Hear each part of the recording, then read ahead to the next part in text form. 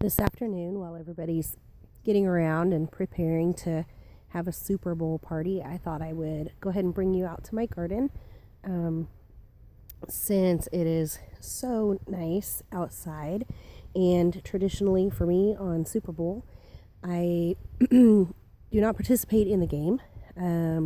I like to go ahead and get my seeds in the ground or go ahead and put some things in little pots and keep them in the house. And so today is traditionally for me the day that I like to do that. While everybody's sitting around watching the game, I start plotting and planning out my garden and deciding what I want to grow and where I'm going to put everything. And I go ahead and start popping my little tomato seeds and pepper seeds in my little peat pots and keep them there in the house. I have a garden sink that I just love. My husband came up with the plans off the internet. I highly recommend it if you have a garden and you have access to a sink. We got ours for free. It's old, it's damaged, it can't really be used as a sink. It's chipped and cracked in this corner. As you can see, it won't hold water. It's from my husband's family farm, 1905, I think they said, and it was going to go to the dump. So we saved it. It's perfect for what I needed. They just drilled the hole out of the bottom, and so it drains into the bucket. And then when the bucket is full, it's usually got vegetable scraps of some type, like onion skins that came off, and water that has dirt in it. And so we recycle that. We just pour it back out into the garden. In a cutting board and this really nice big tray that my mom found at a recycle. I think she paid like $3 for it. Originally I thought it'd be perfect to use in the house in the oven, but it's too big to fit in the oven. So what I wanted to show you is in a gardening class that I gave, we talked about different styles of gardening, and container gardening is one. I do lasagna gardening. And then we also talked about several other kinds, but growing your things in the ground, traditional gardening. And I do have some things in the ground. I know they're hard to see, but I have blueberries here and over here. And on the fence, there's grapes. And behind me, there's asparagus. There's just some things that do work better to put in the ground. But I do raised beds, and in my raised beds, I do lasagna gardening, which is composting. And then I also have things in barrels, like this is mint, and anybody that grows mint knows it grows wild. It will take over, so it's best to do it in a container. In this container, I have cranberries.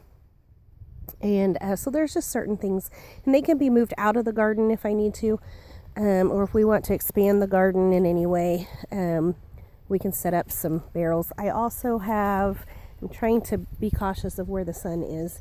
I also have these blue barrels. They're pretty nifty, handy. We tried strawberries in them and it didn't work as well. But I have onions growing in the top and marigolds in the top of the blue one. And there's, for me, I did lettuce in the blue one and spinach in the white one, and I just put one little seed in each of those pockets. And in the summertime, they were crazy. You couldn't even see the barrel. And you just come and you cut off the leaves that you want to use, and then the rest of the plant will replenish itself. And so you only have to plant those things once and just trim off what you're going to use for dinner. Or if you have too much, you can give some away. Certainly the neighbors always love fresh spinach and lettuce for dinner. They always welcome that. So my beds, I'm going to turn you this way, go in different directions, and I just try to use up as much space as I possibly can so they're all connected. This one I wanted to top off. It's a lasagna bed, and it's got dirt in the bottom from other stuff that has composted, and so I just keep topping them off, because as you can see this one here by looking at the blocks, you see how that dirt comes about halfway up the side. So I will either top it off with more paper and leaves and ashes and all those compostable things that we had talked about.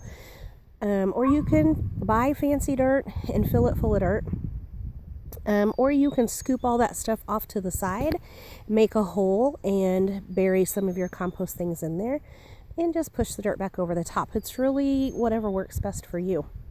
So these are beds that I've done in years past. You can kind of see that they have wire over the top, and the wire literally helps hold all of the compost, the trash, the paper, and the leaves and things that would typically blow away in the wind. It holds them down. Also, I have chickens. I had a goat. We have neighbor cats and dogs. They love to come out here and dig and scratch. And they throw this all over. So if it's not contained in some way, it's literally a disaster. It blows for miles every time the wind blows. So we live out in the country, and there's a lot of fence rows. And if you ever drive out in the country, you see a lot of trash. I've been known to actually walk the street, and I pick that up and I bring it home because it's compost for my garden. Some of these beds are full, as you can tell, and they're ready to plant in. So, and I do throw some things out there, and it kind of helps discourage the chickens from digging. So I came back out and I thought I would start from the beginning. This is the entrance to my garden. My garden is approximately 32 feet across in the back, and I can tell because I have 2 cattle panels end to end, and they overlap for about 1 or 2 blocks. So let's say 31 feet. And then down the sides, I have approximately 2.5 cattle panels. This does several things. It helps keep the larger animals out. It provides support for some of the things that I like to grow. And you can grow things on them like a trellis. You'll notice at the beginning of the garden, I have one of those old nasty plastic rugs. But when I took a garden class before, the gentleman that taught the class suggested that you either have different shoes to wear out in your garden, or have some sort of rug or a wash basin to kind of wash your feet off in. And this helps because, as you know, when you walk through the cut grass in the summertime and there might be dew, you're going to pick up grass and seeds and whatnot, and you're going to drag them into your garden. So this gives me a place to kind of scrape all that off my feet, or most of it, and go on in. As you can see, I have several rows of beds, and they connect. They go end to end, and I have these little walkways in between them. And this is so that I can grow everything in my beds. And then my walkways are just wide enough to take a wagon or a wheelbarrow down through. So I'm only losing enough space for like 2 of us to be back to back and pick. And the rest of my garden is literally everything that I'm going to grow in. This kind of helps give you a different view, since I apologize, it is sunny out here. But I couldn't resist coming outside because it's just gorgeous out. I've got a high tunnel, and I do have orange plastic on it. I don't even know what they call that stuff. You pick it up at Lowe's. It's like caution tape, and it's just to keep people from running into it, because if you're taller than me and everybody's taller than me, you're probably going to hit your head on it. So it's more of a safety feature. It's not really for looks. It might also help ward off some of the birds and stuff that like to come out here and hang out in the garden. So you can kind of see the beds, and I know there's trash and stuff in them. It's cardboard boxes and paper plates and shredded paper and vegetable scraps, and I'm to the point where I am ready to top them off with maybe a bale of peat moss. Normally we have a lot of snow in the wintertime, and that sits on there and it weighs it down and it keeps it damp, and it helps it break down a lot faster. Also, snow is full of nitrogen. Well, we've only had snow like once this year, and it lasted for a couple of days. That was really pretty much it. So everything's really kind of exposed. It's not really the prettiest, but it works. It's effective. So these beds have enough space in them that when you buy a bale of peat moss or some cotton burrs or some old compost, sometimes you can get manure composted already and just toss it onto the top. As it rains or you water the garden, it will soak down in, and it will help these things to break down, and then it's ready to plant in. Obviously you can't plant in it like this because nothing's going to grow on top of a box. But as those things get wet and stay wet, they're going to become pliable and they're going to break down pretty fast, and the worms just going to love them. So I have that going on in 2 or 3 different beds. And this is how I do my system. This way I don't have a compost barrel that I have to feed and wait and feed and wait and feed and wait, and then it gets so heavy that you can't roll it or turn it and dump it. So this is pretty much what I wanted to show you guys today. I'm going to show you this bed. I just threw the tools out here to keep the chickens from digging. But you can see, I hope you can see, this had a lot of compost underneath. It's got an old box and a paper plate and some mulch, and I just topped it off with some dirt. We had the garden class and we had a bag of dirt that we didn't use. I think it was Miracle Grow, and I just pitched it on the top. And so when that gets wet and it stays wet, that will really break down fast. This bed is pretty close to being able to plant in. And you can see here that I have grapes growing. These are grapes, by the way. I know it's hard to tell because they're not leafed out, but they're growing next to this bed. There's probably a 2-foot gap, and that's really, you don't want it any closer to your bed than that. You can kind of see that sometimes these guys get long and they trail, and this year they did grow into the corn, and it became a little bit of an issue. Really not until it was about time to pick the corn anyway, but you don't want these any closer. You can also trim them back, force them to trellis on the fence, which is really makes it a lot easier to pick them and deal with them anyway. So that's it. I have a garden shed out here. One other thing I wanted to show you. I'll go get it. Okay, so my beds, some of them are 4 foot wide, and I did that for a couple of different reasons. I took a garden class, and the person that taught the class explained why they suggested using them, and it made sense to us. You can cover this with a cattle panel. That's how wide a cattle panel is. It's 4 foot tall.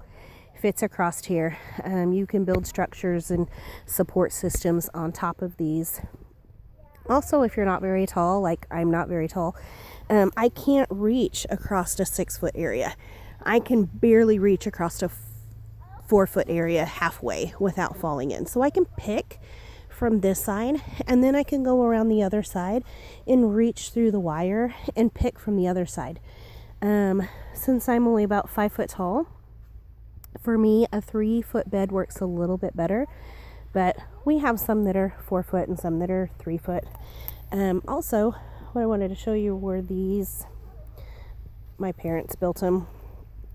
You can do whatever method works for you, but it's just a board. I've seen where people use old kitchen cabinets and some pegs that have kind of been sanded down so they're a little bit pointed. And this one is every 3 inches.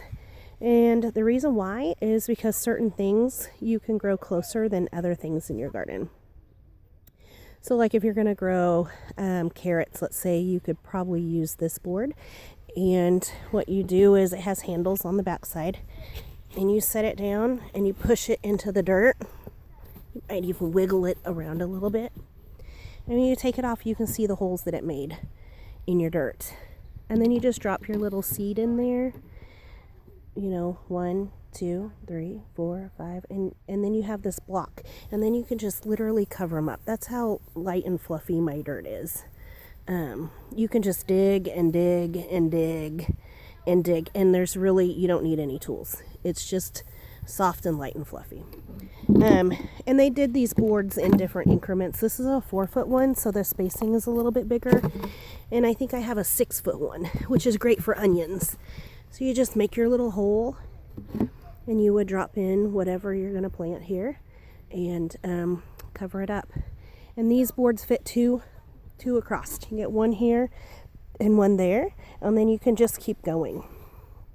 And so we do our gardens kind of like a quilt, if you can think of it in quilt blocks.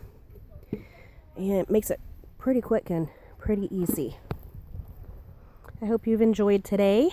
I encourage you to put some seeds in the ground, or at least start some of your summer things like peppers and tomatoes and peanuts. If you have peanuts and you want to grow peanuts, get them started. The sooner the better.